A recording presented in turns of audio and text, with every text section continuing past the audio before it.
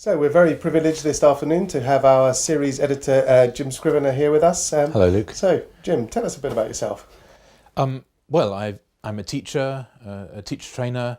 I've written quite a number of books in the English language teaching field, including for Richmond visual grammar. Yep. I've taught in a number of places. I've taught in Britain quite a lot, but also in a number of countries around the world.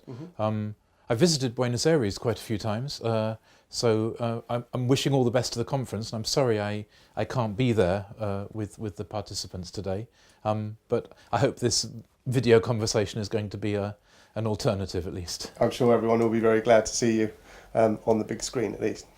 So now we've done the personal bit, tell us a bit more about Personal Best. I see what you did there, yes. Right.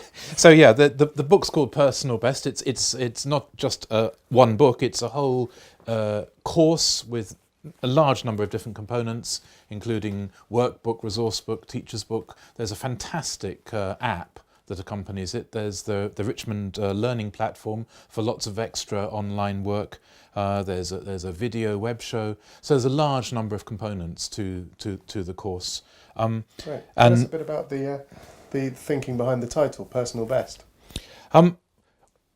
There's two words there, and there's two important meanings there. Personal, that we hope that this book is going to be one that is for everybody in the classroom. So many course books and so many lessons seem to pitch themselves only at the strongest students in a room, and the lesson races at their pace. But we hope that this will be personal for all the students in the class, from the weaker ones through the average to the strongest ones. And there's lots of personalisation, there's lots of activities that are offered at different levels for different students in the lesson. And we hope that means everybody can do their best. Not just the strongest students achieving the correct answers, but everybody improving through using the book and the other components. I don't know if you know, the London Athletics World Championships is on at the moment, and I was actually there on Sunday, and I was watching the athletes doing long jump and pole vault and hurdles and relay and things like that, and it was fascinating to see how they weren't only interested in coming first. Obviously, coming first was very important, or qualifying for a final was important, but a lot of the athletes were achieving personal bests or season's bests, or simply taking part in the competition at all, having reached that stage of the competition. So everybody was getting satisfaction from what they were doing and achieving something at their own level. And I hope that something like that is a feeling that students will get from this book, that wherever they are in terms of their level compared with the rest of their class, that they'll get something positive from studying this course, and everybody will improve through doing it. Excellent. So not everybody can be a Samo Farah. I guess not. No. Very good. And can you tell us a bit more about the sort of techniques, maybe? Because I think practice is a very important part of the course. Tell us a bit more about that. Yeah, I'm a huge believer in practice. I think when I started teaching, I was, I guess like many language teachers, when you start, you spend a lot of energy on the language presentations, the input, and they took up a large part of my lessons. Now, obviously, the input and the presentation is important, but something that I've come to believe over the years, that it's not the most important thing. That students learn something when you explain a bit of language, or you show them how a bit of language works. That's useful, it's necessary. But the main way that people get better at English is by practice. And not just a little bit of practice, but lots of practice. Practice in many different forms, in many different ways. And something that I love about this course is that it builds a whole range of different types of practice into it. This is what I wanted to see in the course. So it's not just one exercise on a piece of grammar, but you can do an exercise in class, and then the teacher will ask you to do the same exercise again, but in a slightly different way. And then you can go home on the bus, and you've got the app, and you go into the app and you practice the same language, but in a different way, in a more game-like way perhaps, and you collect points and you collect cups and medals and things in the app, and then you go home and you go onto the learning platform and you do something on your laptop at home, and you're getting practice in a whole pile of different directions. Yes. And I believe that it's the practice that makes people better. It's not the input is important, but the practice is what really makes a difference. So one of the key philosophies behind Personal Best is that it offers lots and lots of opportunities for students to practice. And more specifically, can you tell us about 3 times practice? What's the thinking there? Yeah, this is the idea that very often students are asked by their teacher to do an exercise in class, and they do it, and some of them get the correct answers and some of them don't, and some of them steal the correct answers from the person next to you and stuff like that. But the correct answer isn't the end, and so many teachers, I think over the years, have been encouraged to move on quickly from correct answers and then do the next exercise or go on to the next page or whatever. But the correct answer is the beginning. It's the starting point. Okay, now you've got the correct answer. Now you can actually get better at it. You can learn to say it more fluently. You can learn to say it with better pronunciation. You can learn to say it to express a meaning that you really want to say.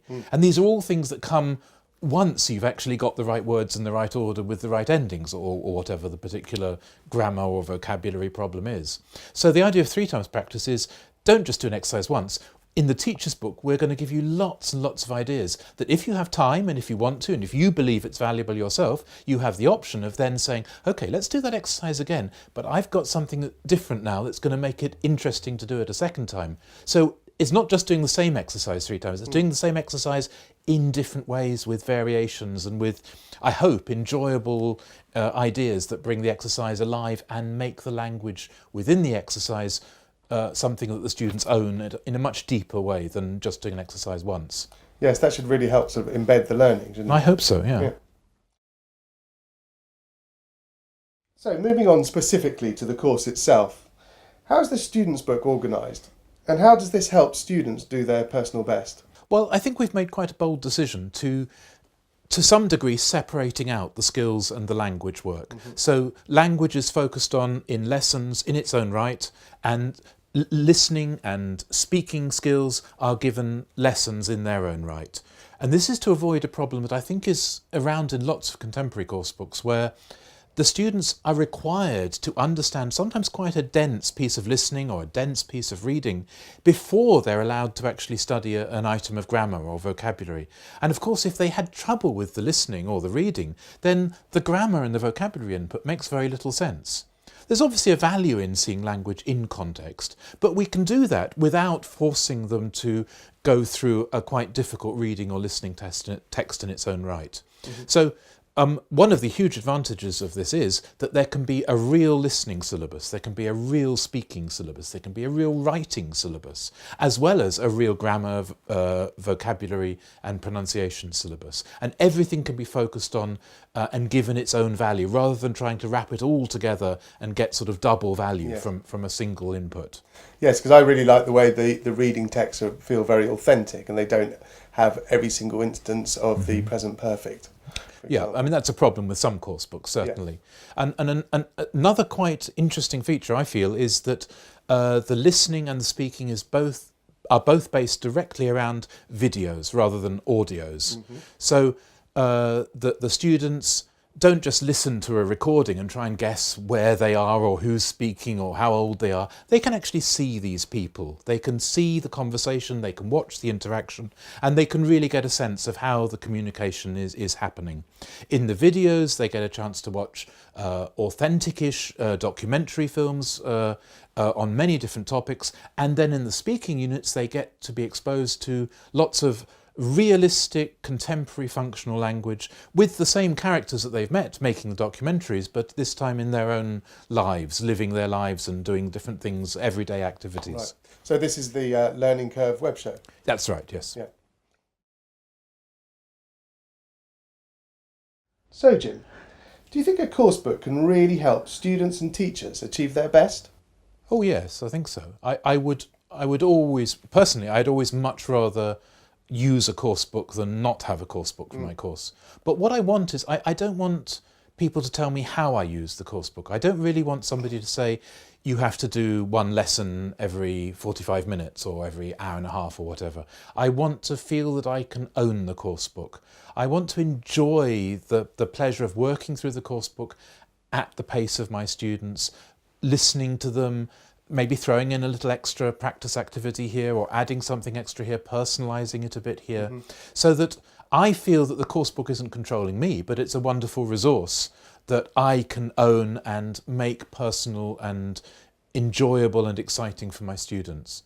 So yeah, I think course books are extremely important, but you have to be careful that you don't simply go in and say, do the next bit, do the next bit, do the next bit, do the next bit, which is boring for the teacher, boring for the students, and finally doesn't lead to very much learning. Yeah. So, although I think this is a brilliant course book, my advice would be, don't just do everything in it, one item after the other, but own it, think about it, make it the course that your students want to do. Yes, because this is kind of putting the joy into teaching. So what do you enjoy about teaching?